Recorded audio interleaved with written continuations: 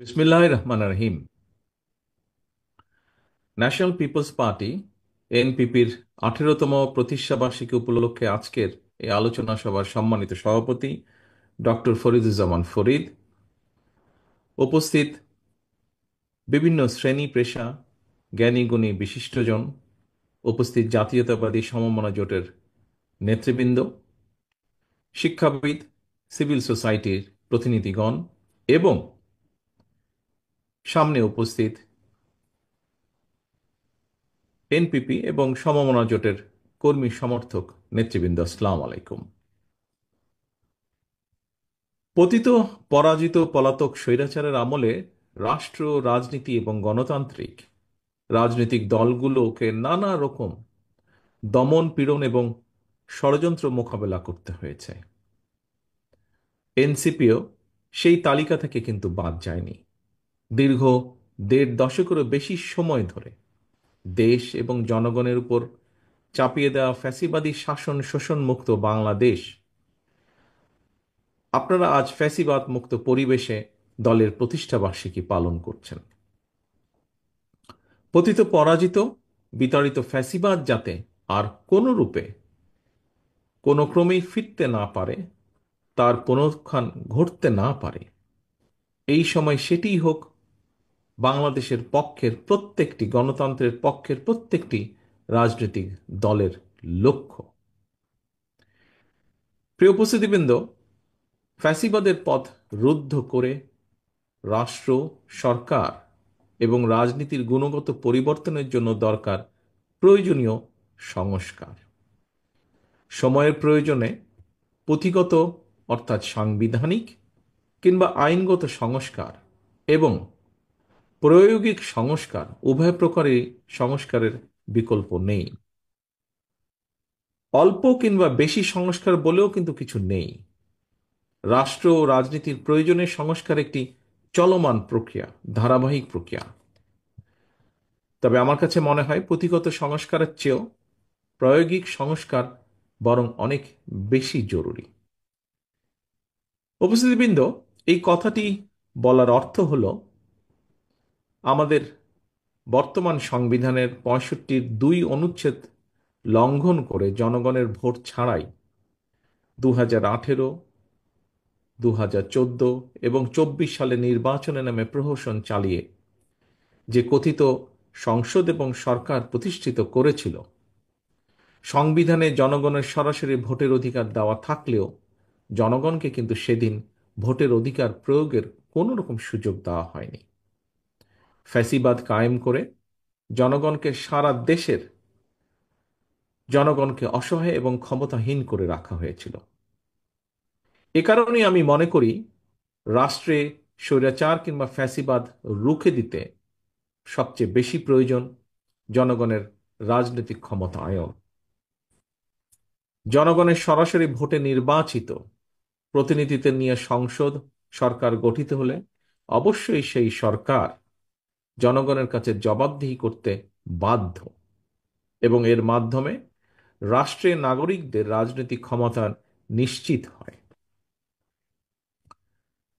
দেশে জনগণের রাজনৈতিক ক্ষমতা নিশ্চিত থাকলে সরকারের পক্ষে ফ্যাসিবাদী চরিত্র ধারণ করা সহজ হয় না।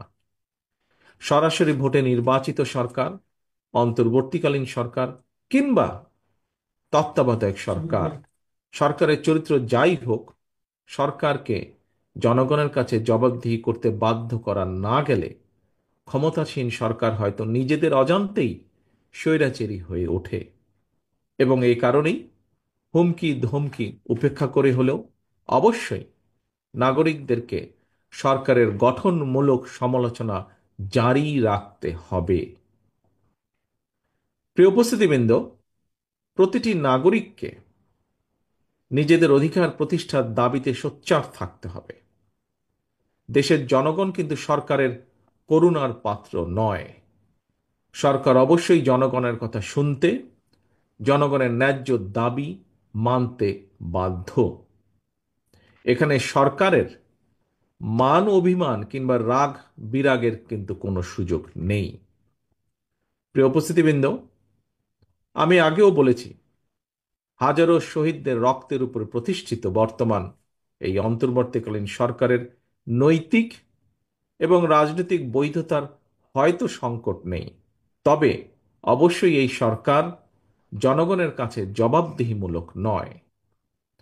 সরকার যেহেতু জবাবদিহিমূলক নয়, সেহেতু নৈতিক কারণেই সরকারের সুনির্দিষ্ট পরিকল্পনা জনগণের সামনে স্পষ্ট থাকা প্রয়োজন।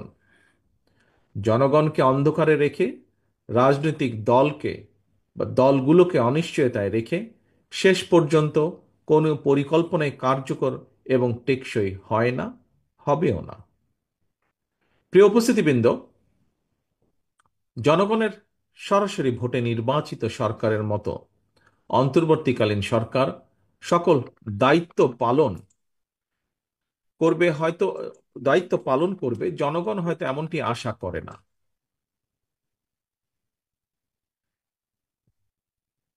তারপরেও সরকারকে নিয়মমাফিক কিছু কাজ করতে হয়।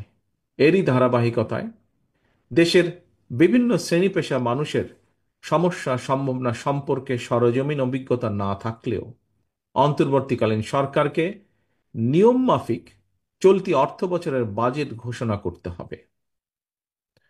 অতীত অভিজ্ঞতায় দেখা গিয়েছে প্রতিটি বছর জাতীয় বাজেট বাস্তবায়নের ক্ষেত্রে ঘাটতি বাজেট হচ্ছে মূল প্রতিবন্ধকতা। বাজেট প্রণয়নের ক্ষেত্রে এনবিআর হয়তো সরাসরি কোনো ভূমিকা নেই, তবে রাজস্ব আদায়ের মাধ্যমে বাজেট বাস্তবায়নের ক্ষেত্রে এনবিআর এর ভূমিকা মুখ্য। এমন বাস্তবতায় বাজেট পাশের ঠিক আগ মুহূর্তে অন্তর্বর্তীকালীন সরকার হঠাৎ করেই এনবিআর এর সংস্কার চাপিয়ে দিয়ে রাজস্ব আদায়ের ক্ষেত্রে যে একটি অচল অবস্থা সৃষ্টি করেছে, এটি আমাদের অর্থনীতির জন্য কিন্তু খুব ভালো বিষয় নয়। এ ধরনের পরিস্থিতি মোকাবেলায় জবাবদিহিমূলক গণতান্ত্রিক সরকার সবচেয়ে বেশি কার্যকর ভূমিকা রাখতে পারে বলে সকলেই বিশ্বাস করেন, বিশেষ করে গণতান্ত্রিকামী জনগণ। বর্তমান অন্তর্বর্তীকালীন সরকারের যোগ্যতা অযোগ্যতা বিষয় নয়। দেশে স্থিতিশীল গণতান্ত্রিক সরকার না থাকায় একদিকে দেশি বিদেশি বিনিয়োগে স্থবিরতা নেমে এসেছে, অপরদিকে এক অনিশ্চিতকর রাজনৈতিক অর্থনৈতিক পরিস্থিতি নিয়ে বিভিন্ন শ্রেণী পেশার মানুষের মধ্যে একরকমের অস্থিরতা তৈরি হচ্ছে প্রায় প্রতিদিন। এ কারণেই জনগণ প্রতিদিন, আমরা দেখছি সমাজের বিভিন্ন শ্রেণী পেশার জনগণ প্রতিদিন বিভিন্ন দাবি দাওয়া নিয়ে রাজপথে নেমে আসছে। যদিও আনফর্চুনেটলি তাদের এই দাবি দাবা শোনার কেউ নেই এই মুহূর্তে। সম্মানিত সভাপতি, প্রিয় রাজনৈতিক সহকর্মী, ভাই ও বোনেরা, আমি একটি বিষয়ে গণতান্ত্রিক আমি জনগণের দৃষ্টি আকর্ষণ করতে চাই।